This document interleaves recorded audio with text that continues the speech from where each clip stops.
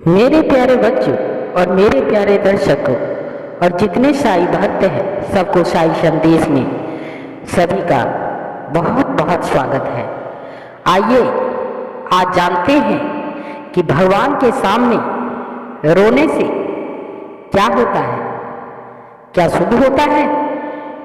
आइए मेरे बच्चों इसके बारे में आज एक कथा के जरिए सुनते हैं कि भगवान के सामने रोने से क्या होता है। आइए श्री कृष्ण आज बताएंगे और मेरे बच्चों जितने भी साईं भक्त हैं और जितने मेरे बच्चों साईं संदेश से जुड़ने के लिए आप सब्सक्राइब कर लीजिए और चैनल को शेयर जरूर करें, वीडियो जरूर शेयर करें ताकि आने वाली वीडियो की नोटिफिकेशन आप तक जल्द से जल्द पहुंच सके। मेरे बच्चों तो आइए जानते हैं कि ईश्वर भगवान के सामने रोने से आखिर क्या होता है। आज हम कथा के जरिए इसी पर कृष्ण जी से जानेंगे। आज एक कहानी के जरिए सुनते हैं। एक सेठ को नींद आ रही थी। रात में वह घर के पास स्थित मंदिर में पहुंचा। वहां एक बूढ़ा व्यक्ति भगवान के सामने रो रहा था। सेठ ने उससे रोने की वजह पूछी तो उसने बताया कि मेरी पत्नी बीमार है और उसके इलाज के लिए मेरे पास पैसे नहीं हैं। एक लोक कथा के अनुसार पुराने समय में एक सेठ को रात में नींद नहीं आ रही थी। उसके पास बहुत सारा धन था। मेरे बच्चों घर परिवार सुखी था लेकिन उसे बेचैनी हो रही थी। उस समय घर में वह अकेला था। पूरा परिवार अन्य रिश्तेदारों के यहाँ गया हुआ था। रात के 2:30 बज चुके थे लेकिन उसका मन शांत नहीं हो रहा था। मेरे बच्चों श्री कृष्ण कहते हैं सेठ ने सोचा कि घर के पास स्थित मंदिर तक घूम आता हूँ, शायद भगवान के दर्शन से मन शांत हो जाएगा। श्री कृष्ण कहते हैं मेरे बच्चों कुछ ही देर में वह मंदिर तक पहुँच गया।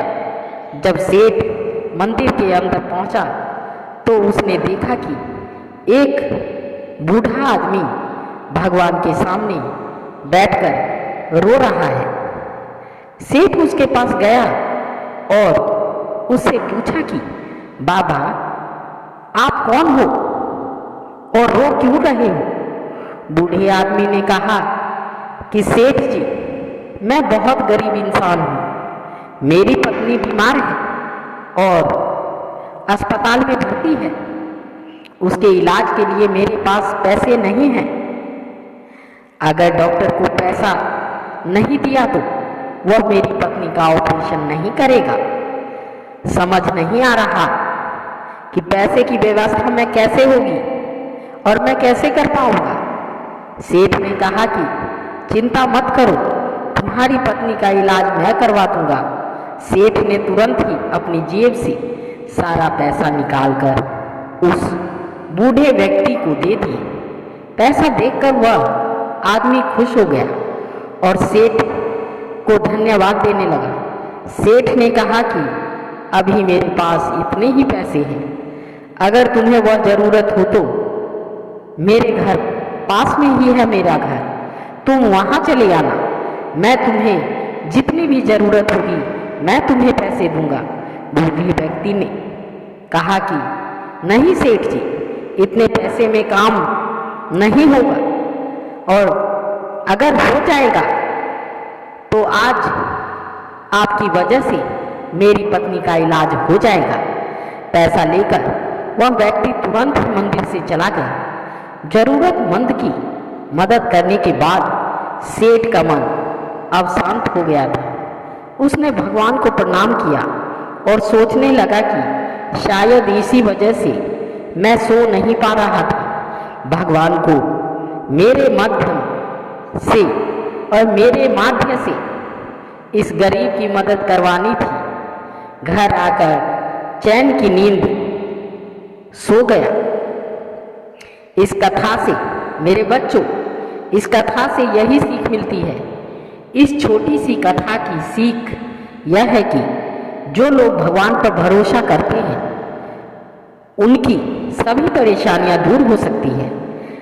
जब एक दरवाजा बंद होता है मेरे बच्चों, तो भगवान दूसरा दरवाजा खोल देता है। बस हमें किस्मत और हिम्मत नहीं हारना चाहिए। धैर्य बनाए रखा और धैर्य बनाए रखें और ईमानदारी से अपना काम करते रहना चाहिए। भगवान किसी न किसी रूप में हमारी मदद जरूर करते हैं। इस कहानी की एक और सीख ये है कि हमें ज़रूरतमंदों लोगों की मदद के लिए हमेशा तैयार होनी चाहिए और तैयार रहना चाहिए। हमारी छोटी सी मदद दूसरों के लिए अनमोल हो सकती है।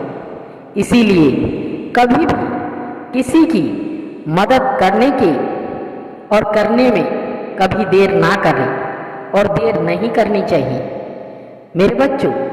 तो इसी के साथ आप प्रेम से बोलिए ओम साई राम, ओम साई राम, ओम साई राम।